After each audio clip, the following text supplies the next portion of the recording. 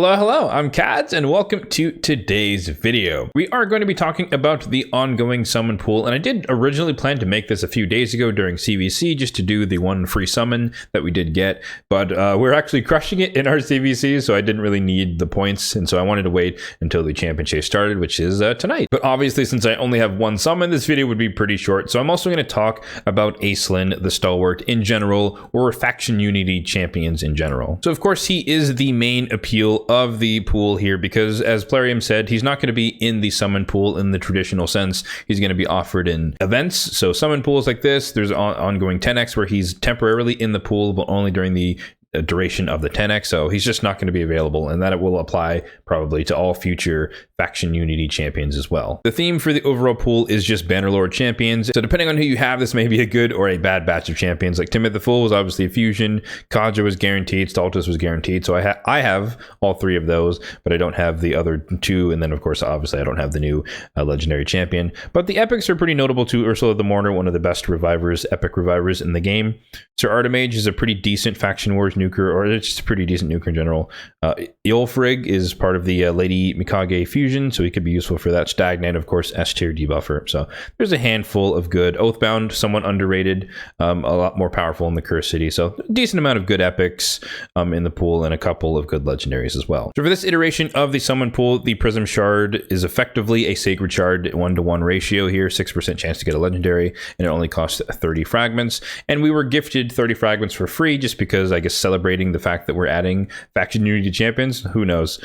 But so we did get a free summon, and we are going to do that later in the video. And unfortunately, this was the type of summon pool that was not as free-to-play friendly because we had the extra fragments, 20 from 20 from Dungeon Divers at a really high milestone during a fusion where it's already a struggle to do the normal amount of Dungeon Divers. And then there was a Sand Devil tournament not associated with the fusion, so you'd have to do extra energy outside of that, specifically in the Sand Devil to get it, which I just never do with the turn attack tournaments for Sand Devil. So not free to play friendly unless you're already, or unless you were skipping the fusion and you're just going ham in dungeons regardless, or if you're just going and grinding out Sand Devil instead of doing the fusion. Up to you. Obviously, if this is not advice because it's already past the time when you could have done those things, but nonetheless, that was the organization of this particular summon pool. So for me, not much of an entice, and I honestly wouldn't have even pulled anything unless they gave us the free one. But like I said, I do also want to talk about faction unity champions in general, and so the selling point is that one, they have extra abilities or capabilities when they're paired with champions from the same faction. So for example, his aura, it's defense in all battles with 25%, but when you also have Bannerlords on the team, including himself, you also get HP. Only applies to the Bannerlords in the comp. And so if we just go through his overall kit, A1 has a chance to stun, pretty high chance. I think it's equivalent to Sun Wukong's A1 as far as stun chance. So it can be a pretty reliable stun, particularly if you have revenge accessories or you just have him retribution mastery, etc. On the A2, he can heal all allies by the total value of all shields on the allies, but then he can also remove all the shields and attack all enemies, and it can deal damage based on the value of the shield, cannot exceed a certain cap. And this is a very awkward ability because you're kind of removing your protection, you're removing all your shields, and then it also makes him very difficult to build because the shields that he places on the A3, which we'll get to, it scales off of his HP. But if you want him to deal damage, you want him to, his damage is based on defense, which means you need a good amount of HP to make a big enough shield, unless you're pairing him with some other shield champion. And then you also need a high level of defense to make him really do damage because that's his main multiplier plus the shield damage. Then you need to crit cap him with some crit damage. And so you're going to need a pretty beefy build. And at that point, you probably don't have room for resistance. He doesn't really need, I mean, I guess you need accuracy for the A1. But if you wanted that, that's extra stats. If you wanted resistance, because majority of his kit doesn't really need accuracy, you'd have to build resistance on top of all those other stats. So he can be a very stat hungry champion if you really want to get everything from his kit. So I feel like you kind of have to pick and choose which you want to go for if you have him. And I think the A3 was probably the most controversial, air quotes, one where people thought it was going to be a lot more broken than it practically is, at least in my opinion. On a 3-turn cooldown, when booked, you can place a shield equal to 30% of his max AP, like we talked about, and then you can also place ally protection on all allies except himself for 2 turns. So The main thing to understand here is that essentially to get the full bonus, you have to run a full team of Bannerlords, at least 3 other ones. He does not count as one ally when you run him on the team, so he has to have another ally to get 1 bonus, and then it will instantly activate the skill whenever an ally is revived, and it won't use this skill, so it won't be put on cooldown, or it will activate the skill, but it won't put it on cooldown. It's not a true activation of it. If you have 2 allies, then it applies block damage on himself for 2 turns, so he's ally protecting, kind of like a Kyoku, for example, where she's ally protecting, but she's also immune to damage because of block damage. And then if you have a full team, 3 other Bannerlords on the team, then the buffs are protected, meaning they can't be removed by any buff strip or anything like that. And so the first thoughts that people obviously had is that, of course, Bannerlords means that he can be paired with Taras and Marichka. And as far as I'm aware, like platinum meta is either double Taras or just Taras and Marichka with a Siphi and a UDK as far as defense is concerned, or a Duchess, or whoever else you have some support, a UDK and Stone Skin, and then Taras and Marichka or double Taras. So the problem is, if you were to add this guy in, you have to drop someone else.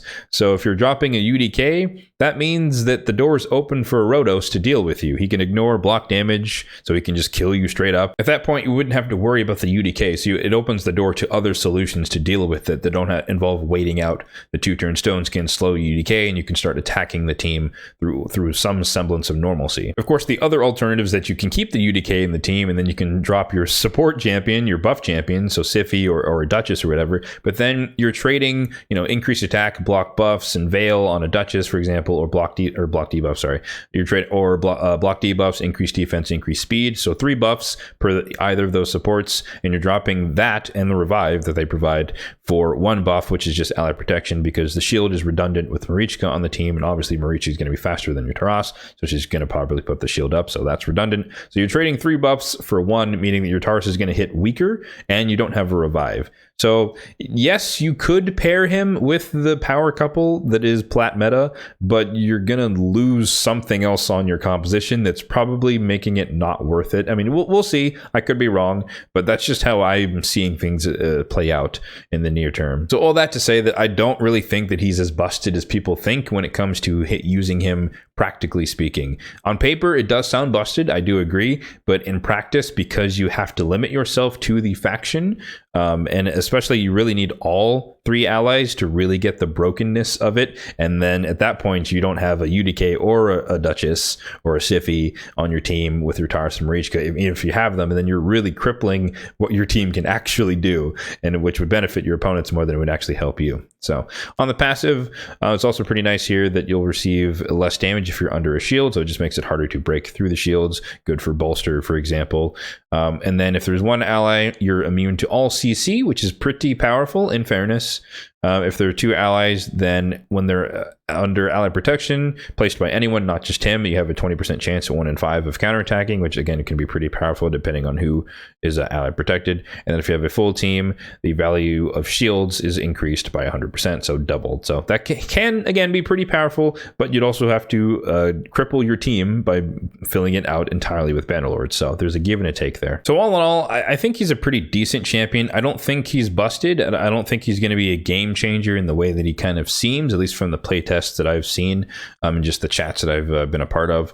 But maybe, we'll see. I could definitely be wrong. I reserve the right to always be wrong about any of my takes. So let me know in the comment section down below. Do you think he's broken? Do you think he's busted? Or are you kind of more convinced that he's probably not really going to see as much play as we think, or thought he was going to see on paper? So lastly here, we are, of course, going to close it out with the opening of our Prism Shard here. I don't really expect to get a legendary. Like I said, it's basically a sacred shard. There's a 1 in 16-ish chance that it's a legendary, and I have half of them, so I'm not really fussed one way or the other. But I would like to get like Ulfrig, for example, because that would be pretty neat.